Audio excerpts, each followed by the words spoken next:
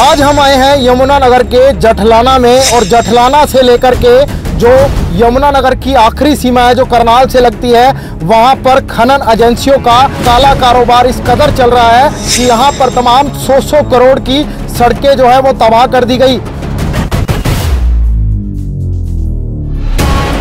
यमुना का चीरहरण इस कदर यहां पर किया जा रहा है कि यहां पर पोकलेन से 40-40 फुट तक यमुना से रेत निकाली जा रही है।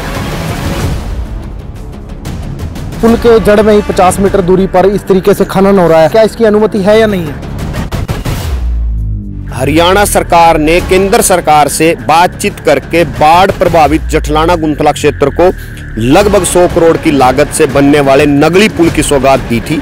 उस सौगात को तब दाग लगता है जब उस पुल के पास पोक लाइन मशीनें खनन करती हैं। और ये बात मैं नहीं कह रहा, समक्ष विभाग कह रहा है। समक्ष विभाग ने अपने पत्र में स्पष्ट लिखा है कि पुल को खतरा है।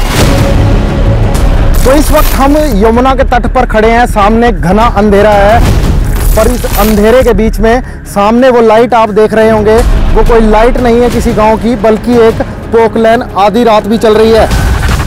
देखिएगा, दिन के उजाले और रात के अंधेरे में अवैध खनन का जो कारोबार है वो दिन रात धड़ल्ले से चल रहा है। नियम टूट रहे हैं, तटबंध टूट रहे हैं, सड़कें टूट रही हैं, कायदे टूट रहे हैं, कानून टूट रहे हैं, परंतु सुध लेने वाला कोई नहीं है। आने वाले समय में लाखों परिवार बेघर हो जाएंगे अगर इसी बेअदबी से खनन यमुना नदी के अंदर होती रही। और ये वो अवैध माइन है जो कहीं भी रिकॉर्ड में नहीं है। कहीं सरकार रात को अनुमति नहीं देती, कहीं कायदा अनुमति नहीं देता, कहीं विभाग अनुमति नहीं देता और कहीं भी कानून अनुमति नहीं देता। मेरे पास सरकार के लेटर है जिसपे स्पष्ट लिखा है कि सूर्यास्त के बाद खनन नहीं हो सकता। देखिएगा, पुलिस के पास जब जब हम गए हैं उन्होंने कहा कि हमारे अधिकार क्षेत्र में ये नहीं है। मैं पूछना चाहता हूं, पुलिस के पास माइनिंग रोकने का अधिकार क्षेत्र तो नहीं है, ओवरलोड रोकने का तो अधिकार क्षेत्र नहीं है, परंतु ओवरलोड से पैसे लेने का अधिकार क्षेत्र किसने दिया ये बता दो। मैं आपको 50 वीडियो दे सकता हूं, हमारे क्षेत्र में ओवरलोड से पुलिस पैसे ले रही है। हमारी जमीनें बाढ़ में आती थी और अगले दिन 10 दिन बाद निकल जाती थी। अब जिस तरह से इस बेअदबी से खनन हुई है, जिस तरह से ये पोकलाइनों ने 40-40 फुट खोदा है, अब हमारी जमीनें सदा सदाई के लिए जमुना के अंदर पानी की धारा के अंदर चली गई हैं और किसान जो है वो भूमिहीन हो चुका है। जमुना की खेती ना कुछ लेती और ना कुछ देती। जिस तरह से हम दुखी हो रहे हैं, जिस तरह से हमारा क्षेत्र दुखी हो रहा है, जिस तरह से सरकार के कायदे और कानून और नियम टूट रहे हैं, इनके बासन बिक जाएंगे एक दिन।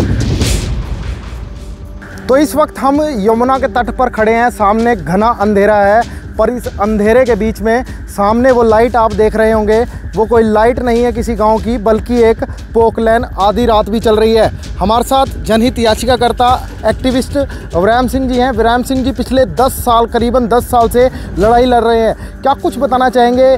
जठलाना में से जैसे ही हम एंटर करते हैं और करनाल के लगते किनारे तक, यमुना के आखिरी छोर तक, क्या कुछ यमुना के हालात कर दिए गए हैं? क्या कुछ बताना चाहेंगे? देखिएगा, दिन के उजाले और रात के अंधेरे में अवैध खनन का जो कारोबार है वो दिन रात धड़ल्ले से चल रहा है। नियम टूट रहे हैं, तटबंध टूट रहे हैं, सड़कें टूट रही हैं, कायदे टूट रहे हैं, कानून टूट रहे हैं, परंतु सुध लेने वाला कोई नहीं है।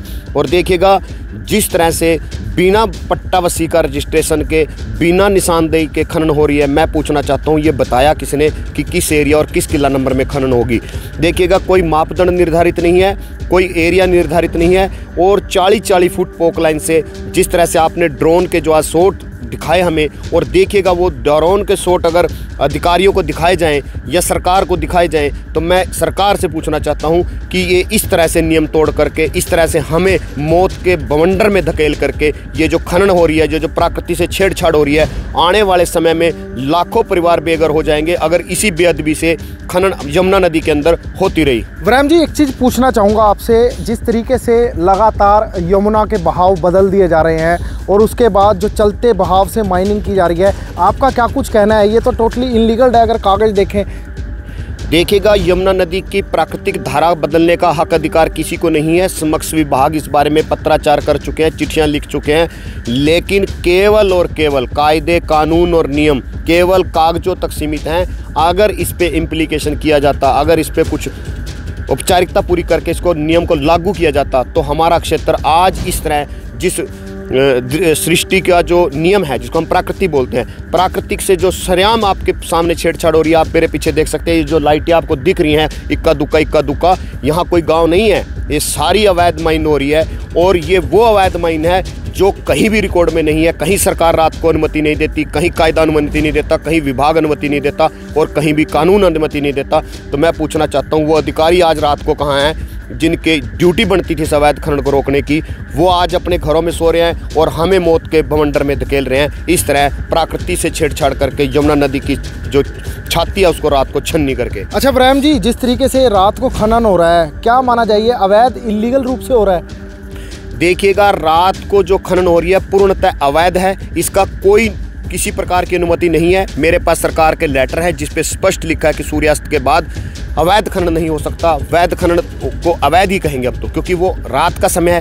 कानून दिन की अनुमति दे रहा है और दिन की अनुमति भी नियम में दे रहा है। ये नहीं कहता कि 40-40 फुट खोद लो, 3 मीटर तक खोदना है, बिना प्राकृतिक धरा को बदले खोदना है, बिना प्राकृतिक बहती धरा के खोदना है। क्योंकि धरा में अगर खोद देंगे तो जो जलीय जीव हैं उनका जीवन प्रभावित होता है, उनको भी जीवन जीने का अधिकार है। और देखिएगा, आपके जो ड्रोन के शॉट हैं उसमें पोक लाइन सीधा पानी में, बहते पानी में प्राकृतिक धारा को बदल कर उसमें बोकट लगा रही है और रेत को बाहर निकाल रही है। इससे ऊपर और क्या कायदा और क्या नियम और क्या कानून टूटेगा? अच्छा, सड़कों के हालात देखे हमने, सड़कों के हालात बहुत ख़राब है यहाँ पर। क्या ये अवैध, ये जो खनन एजेंसियाँ हैं, इनके जो डंपर ट्रक्स होते हैं, क्या वो ओवरलोडेड चलते हैं देर रात? देखिएगा, PWD एंड BR की चिट्ठी मैं आपको दिखाई थी, जिसमें PWD एंड BR ने स्पष्ट रूप से कहा कि हमारी ओवरलोड से सड़कें जो हैं वो टूट चुकी हैं और हमारा नुकसान हो रहा है। देखिएगा, पत्राचार में PWD एंड BR सुरक्षा कर रहा है कायदे और कानून की। ये देखिएगा, ये जो चिट्ठियां हैं ये लिखी हुई हैं विभाग ने, ये मैंने नहीं लिखी। ये देखिएगा, आप इस पॉइंट्स को दिखाइएगा। ये देखिएगा, पुलिस क्या कह रही है कि खनन जो है वो इंद्रिय क्षेत्र में हो रहा है। मैं पूछना चाहता हूं, जब करनाल जिला में माइंस की अभी अनुमति मिली नहीं और एक अधिकारी कहता है कि इंद्रिय एरिया में खनन हो रहा था, मैं पूछना चाहता हूं, जब इंद्रिय एरिया में खनन हो रहा था तो आपने समक्ष जिला के समक्ष अधिकारी को सूचना देकर कार्रवाई क्यों नहीं करवाई? क्या 112 का जवाब है?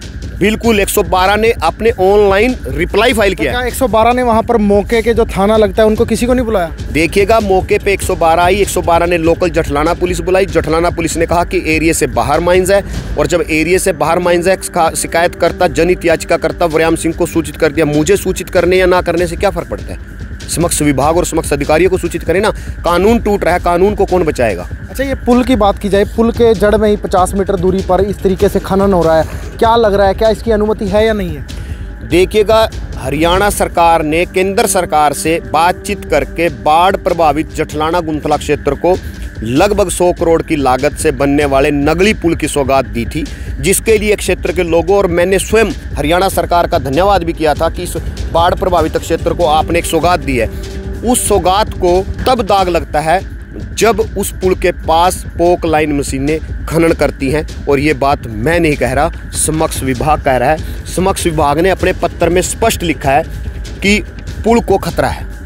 देख लीजिएगा, पत्र क्रमांक 344 डेटेड 17/2/24 और नीचे समक्ष विभाग के अधिकारी। पुल को खतरा है, फिर भी अधिकारियों को ठेंगा दिखाते हुए काम जारी है। देखिएगा, मैं आपके टीवी चैनल के माध्यम से, आपके मीडिया के माध्यम से केंद्र सरकार से मांग करता हूं, भारत सरकार से मांग करता हूं कि भारत देश में जो पुल निर्माण उपरांत ध्वस्त हुए, जहां जानी माली नुकसान हुआ, उनसे भारत सरकार को सीख लेनी चाहिए और नगली पुल के पास खनन करने वाली खनन एजेंसियों के लाइसेंस सस्पेंड कर देने चाहिए। 2018 में समक्ष विभाग ने 2 खनन एजेंसियों के लाइसेंस सस्पेंड करने का पत्र जारी किया था, परंतु उस पत्र के जारी होने उपरांत आज 6 वर्ष बीत गए, कागजों में पुल की सुरक्षा की जा रही है। और ये हमारे क्षेत्र की और उत्तर प्रदेश की जनता की जो इस पुल से आगमन करेगी, उनकी जान माल को कोई बड़ा नुकसान हो सकता है, और उसका जिम्मेवार ये खनन एजेंसियां होंगी जो पुल के पास खनन करती है। अच्छा, पट्टा वसीका में लिखा, आपने लेटर एक दिखाया था, उसमें खुद अधिकारियों ने लिखा है कई करोड़ों रुपए का राजस्व का नुकसान हुआ है,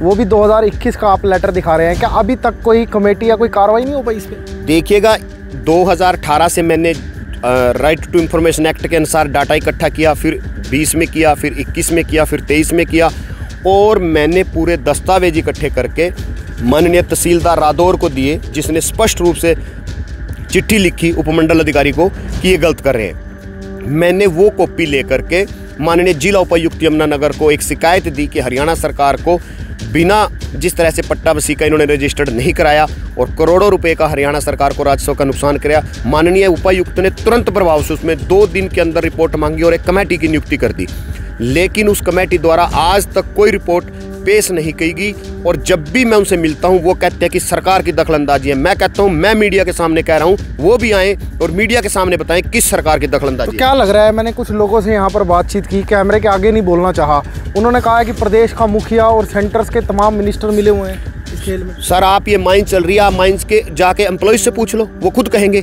कि भाई सरकार का दबाव है। मैं पूछना चाहता हूं, जब हम कह रहे हैं कि सरकार दबाव हटाए अपना, या वो बताए ना किस सरकार का दबाव है, कौन सी सरकार का दबाव है। ऐसे कहने से काम नहीं चलेगा। ड्यूटी अधिकारियों की बनती है, हमें नहीं पता सरकार का क्या दबाव, राजनीति का क्या दबाव है। कांग्रेस कहती है बीजेपी का दबाव है, बीजेपी कहती है इनेलो का दबाव, इनेलो कहती है आम आदमी पार्टी का दबाव। मैं कहता हूँ किसी का भी दबाव है, सीबीआई जांच करा दे, दूध का दूध और पानी का पानी हो जाएगा। तो क्या लग रहा है, डर नहीं लगता आपको, ये खनन एजेंसियां हैं, मरवा दे या कुछ ऐसा नुकसान करा दे, आपको डर नहीं लगता?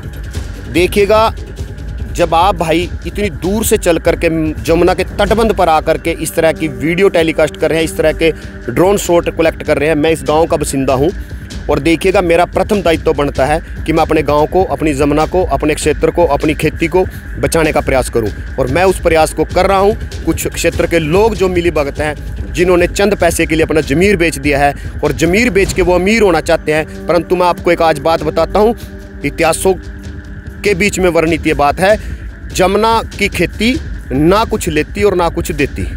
और मैं आपको आज इस जमुना के तटबंध पर खड़े होकर के एक वादा करता हूँ, जिस तरह से हम दुखी हो रहे हैं, जिस तरह से हमारा क्षेत्र दुखी हो रहा है, जिस तरह से सरकार के कायदे और कानून और नियम टूट रहे हैं, इनके बासन बिक जाएंगे एक दिन। ये यहाँ से कुछ कमा के जाने वाले नहीं हैं और अगर ये कमा के चले गए तो इस जमुना मैया की वो परंपरा कि ये जमुना मैया की खेती ना कुछ लेती और ना कुछ देती, वो आज से अपनी कथन से विपरीत हो जाएगी। अच्छा, कितने गांव लगते हैं, जिस तरीके से इन्होंने बहाव बदल दिए, यमुना का कटाव किए जा रहे हैं, कभी उधर कर रहे हैं माइनिंग इलीगल, इनका कोई ठिकाना ही नहीं है। जो क्राइटेरिया सरकार ने दिए गए हैं वो क्राइटेरिया पूरे नहीं कर रहे, कभी इधर खनन कर रहे हैं, कभी उधर चले जा रहे हैं, कहीं उस एकड़ में, कहीं 100 एकड़ इन्होंने खाली कर दिया। तो क्या लग रहा है, कितने गाँव को खतरा है? जिस तरीके से आप कह रहे हैं बाढ़ प्रभावित ये क्षेत्र है, आने वाले समय में क्या होगा आज से 2-4 साल? देखिएगा, अगर इसी तरह से, इसी बेअदबी से, इसी तरह भाव मोड़ के तटबंधों के पास तटबंध बना के खनन होती रही तो वो मंजर जो आने वाले समय का है वो ये रहेगा कि लाखों परिवार बेघर हो जाएंगे अगर यमुना ने अपना रुख पलट दिया।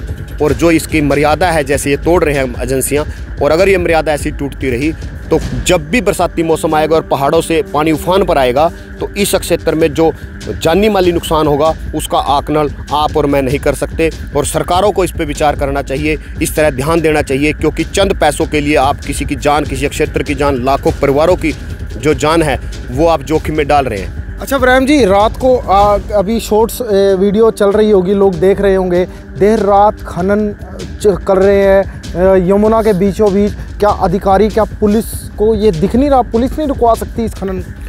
देखिएगा, पुलिस के पास जब हम गए हैं उन्होंने कहा कि हमारे अधिकार क्षेत्र में ये नहीं है। मैं पूछना चाहता हूँ, पुलिस के पास माइनिंग रोकने का अधिकार क्षेत्र तो नहीं है, ओवरलोड रोकने का तो अधिकार क्षेत्र नहीं है, परंतु ओवरलोड से पैसे लेने का अधिकार क्षेत्र किसने दिया ये बता दो। मैं आपको 50 वीडियो दे सकता हूँ हमारे क्षेत्र में ओवरलोड से पुलिस पैसे ले रही है। और वो वीडियो जब उच्च अधिकारियों पे गई और उस पर कार्रवाई भी हुई कि भाई तुमने ऐसा क्यों करा। और जब एक अस्थायी चौकी 2019 में स्थापित की गई थी, उसका नाम था एंटी माइनिंग चेक पोस्ट, अस्थायी तौर से वो चौकी का निर्माण किया गया था और लेटर मेरे पास है, उसमें स्पष्ट लिखा है कि ये यमुना नदी के अंदर जो बांध बनाए जाते हैं और जो अवैध खनन होती है उन पर रोक लगाने का कार्य करेगी। 19 से लेकर के 24 तक 5 वर्ष वो चेक पोस्ट रही, उन्होंने एक भी चालान अवैध माइनिंग का नहीं कटवाया, एक भी चालान ओवरलोड का नहीं कटाया, एक भी डिस्ट्रॉय पब्लिक प्रॉपर्टी का नहीं कटवाया। और आज वो चौकी बंद कर दी गई है। 5 वर्ष उस चौकी के अंदर अधिकारियों ने जो पैसा लिया और जिन अधिकारियों की ड्यूटी बनती थी वहाँ आकर के उनका सहयोग साथ करके माइनिंग रोकने का, रात की अवैध माइनिंग रोकने का, मैं पूछना चाहता हूँ 5 साल में हरियाणा सरकार का जो पैसा वहाँ पर लगाया गया वो किस खाते में जाएगा? तो ये थे इब्राहिम जी हमारे साथ, और हालात आपने देखे। वो लाइट आप सामने देख रहे होंगे एक जल रही होगी, वो कोई किसी घर की लाइट नहीं है, ये एक पोकलैन फ़िलहाल चल रही है। और पोकलैन यमुना नदी के बीचों बीच इस समय चल रही है, और अलग से इसकी धाराएं बना करके वहाँ से लगातार जो है देर रात भी अवैध खनन जारी है। और कुछ स्क्रीन पर आपको वीडियो शो हो रही होंगी इसी जगह की, क्योंकि हम गुमथला राव में फ़िलहाल इस समय खड़े हैं और हालात यहाँ पर बद से बदतर हैं। और आसपास के गांव पहले से ही बाढ़ प्रभावित क्षेत्र है, पर इस तरीके से यमुना जो नदी होती थी उस पहले छोटे स्तर में होती थी, धीरे धीरे उसका आकार बड़ा हो रहा है। उसका एक ही कारण है, ये जो माइनिंग कंपनीज़ हैं वो लगातार इलीगल रूप से जो अपना एरिया, जिस एकड़ में उनको माइनिंग करने का अधिकार दिया गया है, उस माइनिंग क्षेत्र से बाहर आकर ये लगातार जो किसानों की लगातार ज़मीनों पर। इब्राहिम जी से एक बात और पूछना चाहूँगा।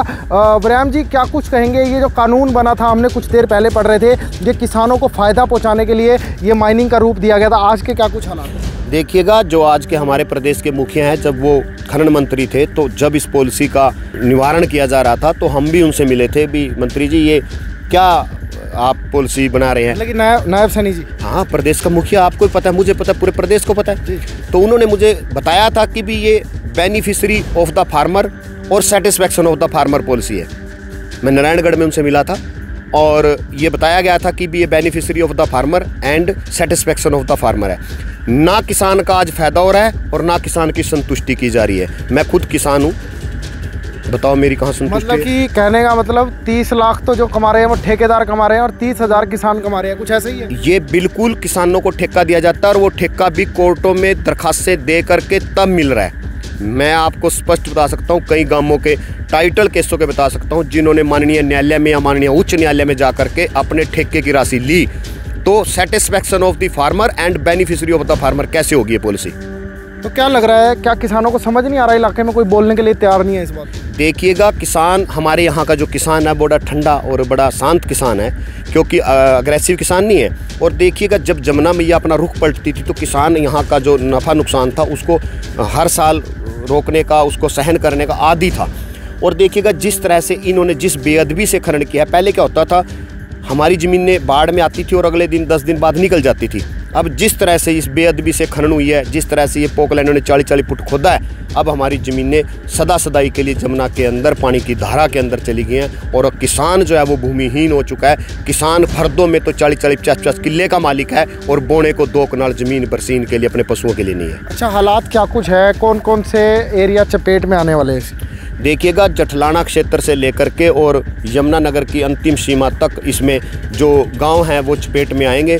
और जितने भी यमुना के किनारे के गांव हैं या यमुना के साथ लगते गांव हैं, चाहे वो डेरे हैं, चाहे वो गांव हैं, चाहे वो कबीले हैं, चाहे वो खेत हैं, चाहे खलियान हैं, वो सारे चपेट में आएंगे और इसका खामियाजा हमारे क्षेत्र की जनता को भुगतना पड़ेगा। तो ये थे हमारे साथ इब्राहिम सिंह जी, और हालात क्या कुछ थे वो आपने तस्वीरों में भी देखे, क्योंकि ये लगातार प्रशासन और सरकार को, तो बल्कि सरकार को जूता दिखा रहे हैं ये माइनिंग जो एजेंसीज हैं। और हालात ऐसे हैं कि यहाँ पर पुलिस, माइनिंग विभाग, एसपीडीसी से ऊपर फ़िलहाल इस समय जो ये खनन, जो देख सकते हैं सामने लाइट फ़िलहाल बंद कर दी गई। ये पोकलैंड की लाइट इसलिए बंद कर दी गई, कहीं ना कहीं इन्हें हमारे कैमरे की लाइट्स यहाँ पर दिखी। देर रात यहाँ पर खनन चल रहा था, पर हालात ऐसे हैं कि यहाँ कोई अधिकारी या कोई सरकार का नुमाइंदा देखने के लिए तैयार नहीं है। इसलिए हमने आपका ध्यान जो ये यमुना का चीरहरण हो रहा है उसकी ओर फिलहाल आकर्षित करते हुए हम दिखाई दे रहे हैं। मेरी अपील रहेगी इस तरीके से तमाम गाँव को बचाने के लिए, और जो किसानों का जो हक है उसको जिस तरीके से यहाँ पर छीना जा रहा है एजेंसीज़ के द्वारा, वो आपको दिखाया। तो प्लीज़ ये आप अवेयर कीजिए और इस वीडियो को एक बार शेयर ज़रूर कीजिए, क्योंकि हालात यमुना के इस तरीके से कर दिए गए हैं। फ़िलहाल इसका तमाम चीरहरण कर दिया गया है। फ़िलहाल अब मुझ मोहित को दीजिए इजाज़त। धन्यवाद।